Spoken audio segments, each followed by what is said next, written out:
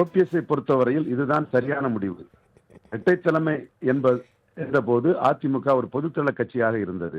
அதனை அகற்றிவிட்டு அதிமுகவை அபகரிக்கும் எண்ணத்தோடு இபிஎஸ் அதனை ஒற்றை தலைமையாக மாற்றிய சூழ்நிலையில் ஓபிஎஸ்ஆல் எவ்வித எதிர்வினையும் ஆற்ற முடியாத ஒரு தன்மைக்கு அவர் தள்ளப்பட்டார் அதிமுக அரசியலில். அதே வேளையில் 2024 மக்களவைத் தேர்தலில் எடப்பாடி பழனிசாமிக்கு எதிரான அணியில் ஓபிஎஸ் நின்றபோது தென் மாவட்டங்களில் எடப்பாடி பழனிசாமிக்கு மிகப்பெரிய பின்னடைவு கிடைத்தது. ஓபிஎஸ்ஐ நீக்கியதால் உள்ள எதிர்ப்பு எடப்பாடி பழனிசாமியை மிகப்பெரிய அளவில் பாதித்தது. இதற்கு முக்கிய காரணம் அதிமுக இரட்டை தலைமை என்ற அதிகாரத்தை ஒற்றை தலைமையாக முழுக்க 100 விழுக்காடு எடப்பாடி பழனிசாமி எடுத்துக்கொண்டது. அதன் விளைவாக ஓபிஎஸ் அவர்கள் அதிமுக அரசியலில் வீழ்ச்சி அடைந்தாலும் அவரால் எடப்பாடி பழனிசாமிக்கு ஒரு மிகப்பெரிய பாதிப்பு. நெல்லையில் டெபாசிட் இழப்பு, ராமநாதபுரத்தில் டெபாசிட் இழப்பு, தேனியில் டெபாசிட் இழப்பு, ஏன் முக்குளத்தோர் அதிகமில்லாத பகுதி என்றாலும் கூட விளவங்கோடு கன்னியாகுமரியில் நாம் தமிழர் சீமானை விட 4வது இடத்திற்கு போனதற்கெல்லாம் காரணம் இரட்டை தலைமை என்ற பொதுத்தள கட்சி என்ற அந்தஸ்தை இழந்து ஒற்றை தலைமையாக அபகரிக்கும் தன்மை கொண்ட ஒரு கட்சியாக எடப்பாடி பழனிசாமி தலைமையில் ஆகிவிட்டது என்ற சூழ்நிலையில் எடப்பாடி பழனிசாமியால் பாதிக்கப்பட்ட ஓபிஎஸ் அவர்கள் தன்னுடைய செல்வாக்கை, குறிப்பாக என்டிஏக்கு 18 விழுக்காடு கிடைப்பதற்கு மிகப்பெரிய அளவு கான்ட்ரிபியூட் பண்ணிய ஓபிஎஸ் தன்னுடைய செல்வாக்கையும் குட்வில்லையும் திமுகவிற்கு அளிப்பதன் மூலமாத்தான் அவருக்கும் ஸ்டாலின் அவர்களை நம்பி ஒரு அரசியல் எதிர்காலம் உறுதி செய்யப்படும். அவருடைய எதிரியான அரசியல் அரங்கத்தில் அதிமுகவில் இருந்து அவரை விரட்டிய இபிஎஸ்ஐக்கு பாடம் போட்ட முடியும் என்ற அடிப்படையில் அவர் திராவிட முன்னேற்ற கழக அணியில் சேர்ந்திருக்கிறார். இது தென் மாவட்டத்தில் இந்த சட்டமன்ற தேர்தலில் 2வது இடத்திற்கு தான் போட்டி என்ற ஒரு சூழ்நிலை வரும். ஏற்கனவே 2வது இடத்திற்கு நாம் தமிழர் கட்சி 10 இடங்களில் போட்டியிட்டு தென் மாவட்டத்தில் இரட்டையை விட 30,000 வாக்கு 24 அதிகம் பெற்றுள்ளதும் ஒரு தகவல். அதுவும் ரெண்டு பேருக்குமே, எடப்பாடி பழனிசாமிக்கும் சீமானுக்கும் பிரைமினிஸ்டர் கேண்டிடேட் இல்லாமலே இது நடந்துள்ளது. எனவே என்டிஏக்கு விழுந்த வாக்கின் பெரும்பகுதி ஓபிஎஸ்க்கு ஆதரவு வாக்கள் என்ற அடிப்படையில் தென் மாவட்டத்தில் திமுகவின் வெற்றி என்பது மிக எளிதாக இருக்கும். இதன் மூலமாக ஓபிஎஸ்ஸின் அதிகார அரசியலில் மீண்டும் துளிர்க்கும் என்பதே உண்மை.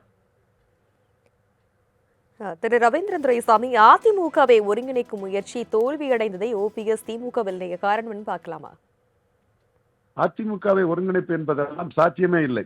ஒரு காஸ்ட் நியூட்ரல் தலைமையாக ஜெயலலிதா அம்மையார் வர வேண்டும். அவர்தான் உயிர் பிழைத்து வந்து ஒருங்கிணைக்க வேண்டும். இப்பொழுது ஜெயலலிதா அம்மையாருக்கு பிறகு அந்த கட்சி ஜெயலலிதா அம்மையார் செய்த முழுக்க தவறான அரசியலில், நான் வெளிப்படையாக சொல்வேன், பேக்கிங் கம்யூனிட்டி என்ற சமூக நீதி சூறையாடல் அரசியலை ஜெயலலிதா அம்மையார் செய்ததின் விளைவாக மக்கள் திலம் எம்ஜிஆர் போல் அனைத்து ஜாதிக்கும் பொதுவானவர் என்ற அரசியலை செய்யாமல் ஜாதி அரசியலை வட இந்தியாவில் நடப்பது போன்ற ஒரு ஜாதி அரசியலை செய்ததன் விளைவாக அந்த கட்சி கவுண்டர் முக்குளத்தோர் என்று பிரிந்து விட்டது.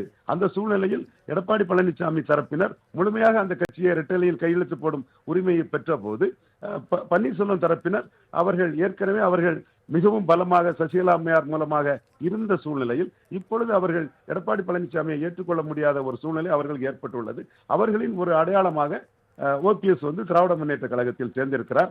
ஏற்கனவே அதிமுக தொண்டர்களில் பெரும்பகுதியினர் தானாகவே ஸ்டாலின் தலைமை ஏற்றுள்ளார்கள்.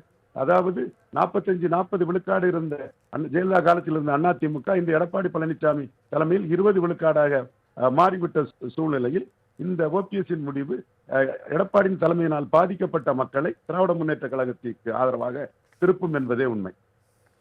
அதிமுகவில் 40 ஆண்டுகளமாக இருந்த ஓபிஎஸ் திமுகவில் இணைந்திருக்கிறார். திமுகவில் அவருக்கு கட்சி ரீதியாக என்ன பொறுப்பு வழங்கப்படக்கூடும் என எதிர்பார்க்கலாம்?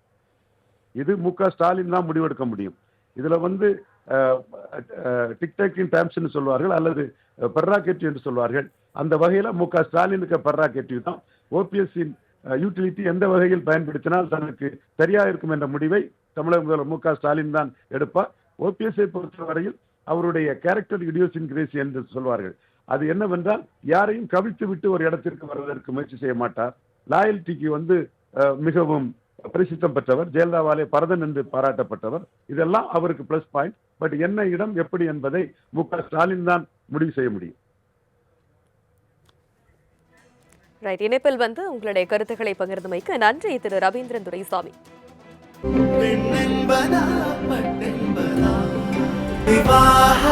மணப்பெண்ணின் பிரத்யேகமான திருமணம் விவாஹா தி சென்னை சில்க்ஸ்.